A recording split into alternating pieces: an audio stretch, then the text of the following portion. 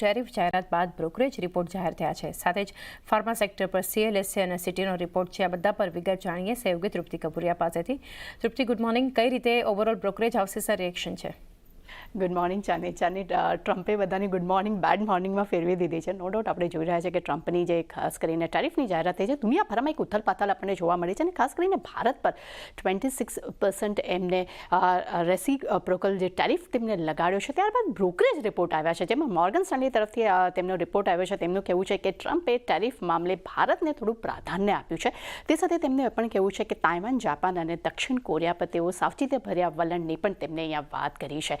બીજી તરફ બર્નસ્ટેન્ડનો પણ રિપોર્ટ આપણને ટેરિફ પર આવતો જોવા મળ્યો છે. તેમનું કહેવું છે કે ભારત પર હાઈ ટેરિફ સિચ્યુએશન જે છે તે લાંબો સમય સુધી ટકી શકશે નહીં અને 2025ના સેકન્ડ હાફમાં દરો જે છે તે ટકી શકશે નહીં તેવી હાલમાં તેમની એક અપેક્ષા તેઓ અહીંયા રાખી રહ્યા છે. તે સાથે તેમને એ પણ કહેવું છે કે IT અને ફાર્મા માટે કોઈ પણ પ્રકારની જાહેરાત કરવામાં આવી નથી, પરંતુ તેમને એ વાતમાં પણ અહીંયા ક્લેરિફિકેશન એમને તેમના રિપોર્ટમાં આપ્યું છે. તેમનું કહેવું છે કે ટેરિફ વોર જે છે તે વધુ વધવાની તેમને ધારણા હવે તેમને અહીંયા ઓછી લાગી રહી છે.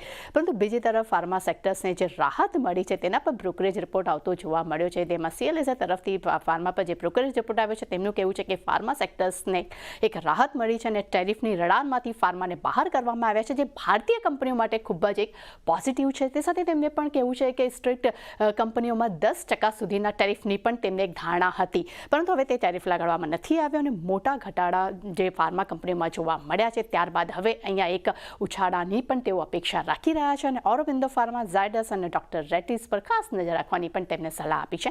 ત્યાં સિટી તરફથી પણ ફાર્મા પર બ્રોકરેજ રિપોર્ટ આવતો જોવા મળ્યો છે. તેમનું પણ કહેવું છે કે ટેરિફની રડારમાંથી ફાર્મા સેક્ટર્સ બહાર રહેશે તેવી તેમને ધારણા રાખી હતી. તે મુજબ જ અત્યારે આપણને આઉટકમ જોવા મળ્યું છે. તે સાથે તેમને પણ કહેવું છે કે ભારતીય ફાર્મા પર ટેરિફની સંભાવના જે છે સતત ઓછી રહેવાની પણ તેમને જાણકારી આપી હતી. એટલે ખાસ કરીને ચાની નો ડાઉટ ફાર્મા પર એક ફોકસ અહીંયા જોવા મળી રહ્યું છે, પરંતુ ઓવરઓલ એમ જ કહેવું છે દરેક બ્રોકરેજ રિપોર્ટે કે ભારતને સારું એવું પ્રાધાન્ય જે છે તે ટ્રમ્પ તરફથી અહીંયા મળતું જોવા મળ્યું છે. જી તૃપ્તિ, આભાર આપનો આ સમગ્ર માહિતી માટે. નિમેશ ઠાકર.